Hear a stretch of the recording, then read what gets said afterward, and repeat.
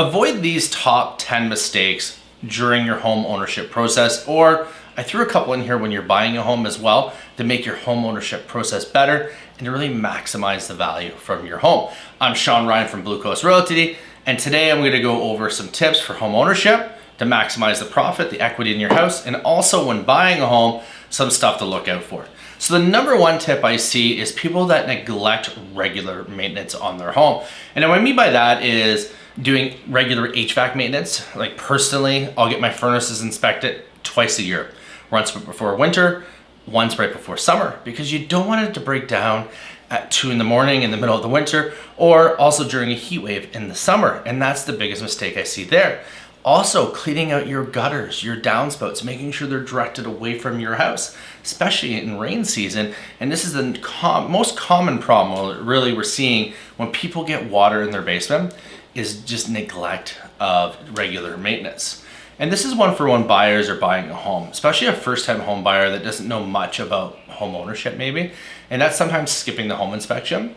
And even if the home looks great and doesn't really need one, I like a home inspection, especially for first-time buyers, because it really gives you a home ownership guide and also what to budget for in the future. Like, hey, the roof has this many years on it, the furnace has this many years left on it maybe. Make sure we're budgeting for this in the future. Here's a big one for home ownership too, is ignoring energy efficiencies. What are you taking advantage of? What government grants are you taking advantage of?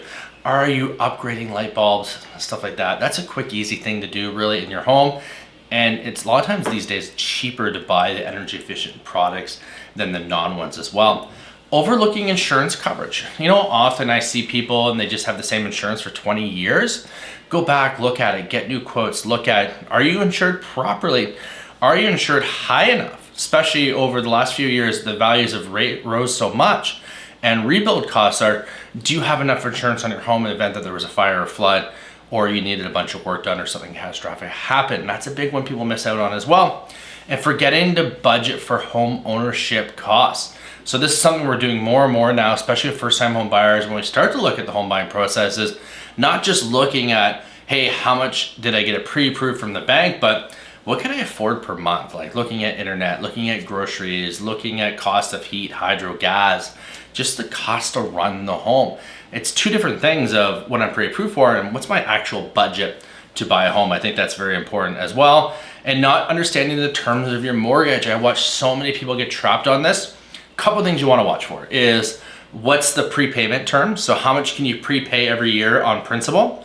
And also what's the cost to break a mortgage? And that means, you know, you had to sell the house sooner than you thought before the term's up and you have to break that mortgage. I've seen as low as $1,500 and maybe $150, but I've seen as high as $20,000 or $30,000. And that's gonna really make or break someone's decision. But here's the problem is they don't understand the terms of that mortgage until it's too late, until they've sold the home, they've had to break it. It comes to closing day with the lawyers and there's a big issue. Also, making an emotional decision when coming to buy a home. When emotions are high, intelligence is low. I think we all know this, but we forget about it. Guilty of it myself sometimes. We don't make good decisions when we're making emotional ones most of the time. So make your decisions on facts. Make sure you take time to think about it. Don't make those emotional decisions, especially when buying a home. Overlooking resale value is a big one as well when people are buying a home. I always like to tell people, before how we're getting in, let's figure out how you're getting out. Like, what's your life look like in 3, 5, 10 years from now? Will you need to resell this home?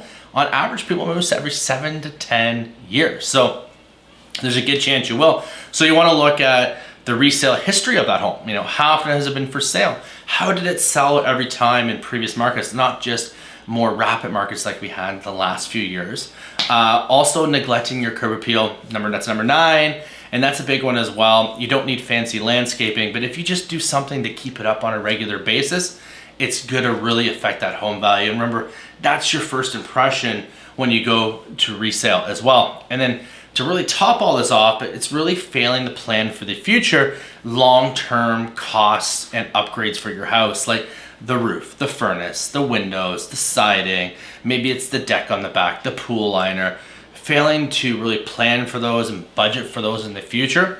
And that goes back to the first couple of tips I gave about buyers, especially first-time buyers, getting that home inspection to really give them that guide of what to budget for. So those are 10 quick tips for you, either when buying a home or when you own a home, to really maximize your home value and taking advantage of it as much as you can. Always reach out if you ever want to talk about this further. Remember, put Sean on your lawn, and welcome home to the Blue Coast.